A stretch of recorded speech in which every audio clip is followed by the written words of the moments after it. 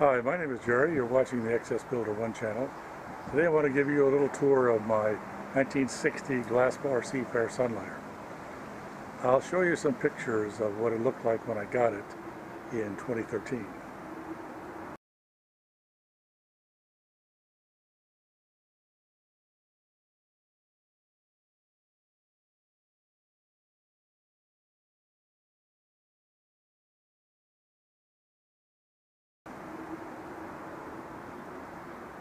Well, now back to the present day, and you can see I made several modifications besides just restoring the hull.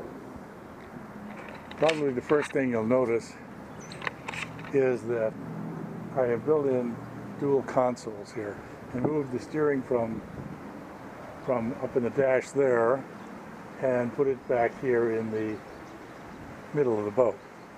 The first version of this hull was built in 1959. Bill Tritt designed a small cabin cruiser called the Seafair Sedan. The following year they built this open version, which is referred to as the Sunliner.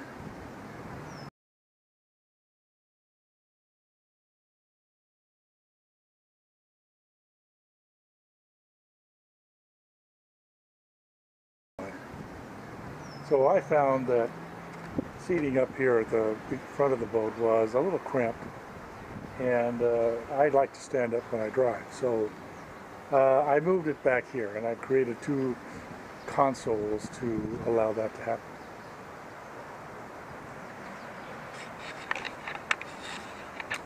Engine is a 2015 Honda. It's a four-stroke fuel-injected engine. Very nice, smooth. In addition to the consoles, I also built a different motor well. The original motor well I thought took up a lot of space. It wasn't necessarily needed, and it also didn't have any storage in there, so I created a storage compartment plus motor well. Storage behind each of these.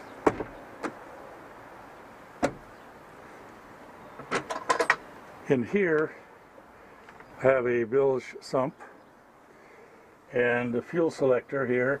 The manual fuel selector with a fuel filter water separator allows me to have three 6-gallon tanks connected at the same time, which are selected by the switch. There is space under the seats for 4 6-gallon tanks.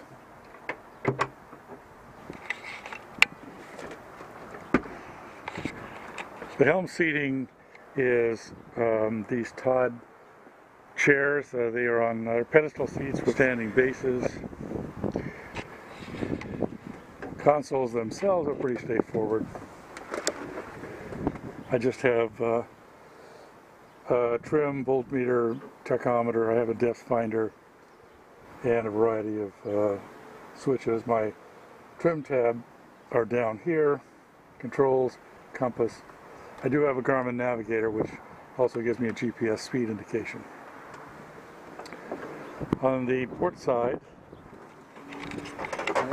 I have a little storage compartment, an outlet with a USB connectors, and a VHF radio with a 3dB antenna here, which works pretty well for the confined waters that we generally boat in. Going forward, what I have here, I have reconfigured these seats so that, as you see, when I'm sitting here, my head is about a little bit below the top of the windshield. I felt that this gave more protection for the passengers up here, and it's fairly comfortable. You can sit either sideways or you can sit with your feet up under there. Though right now we have a lot of life jackets, the lunch hook, and a variety of other items and stuffed under there, but they can be removed easily enough. I want to mention these windshields. I put these on fairly recently. It's usually pretty cold during the winter time when we're running, and so I want a little more wind protection, but actually now that I have them, I kind of like the whole general idea of having individual windshields here, and they fold down for travel or storage. For electrical power, I have installed dual batteries. There is one under each console. Down there, it has its own disconnect switch. There's another one on the opposite side, and it also has its own switch. I did that primarily to get the weight of the batteries forward. It also gave me more space back here where the batteries would have been, and I can put in fuel tanks. The electrical system is connected under here. All the connections come in there. I also have a diode inverter which allows me to charge both batteries anytime the engine is running, no matter which way the disconnect switches are. On the opposite side here, this is the pump, the hydraulic pump for my trim tabs, and so that also is powered by the batteries. One of the things that make the Seafarers such good open water boats is this stepped chine, if you can see it here.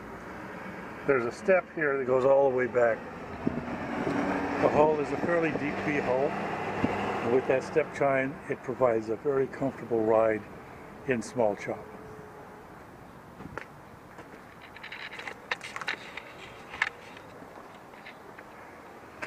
Here you can see trim tabs. Also have a photometer transducer here. I do have fishing pole holders and outriggers, though we don't do a great deal of fishing.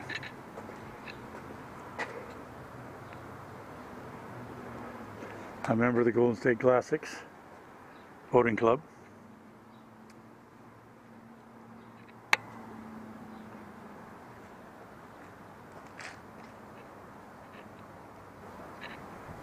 Okay, I put the bimini up to give you an idea of what it looks like with some shade on the boat. The bimini is really a nice thing to have, especially in the summertime. Okay, now I'm inside. You can see it's pretty nice, and there I have plenty of headroom. And the shade it's good now because the sun is directly overhead. Forward compartment. It's pretty comfortable. If you sit down here, I can see the shade, and out of the wind, it's really quite nice.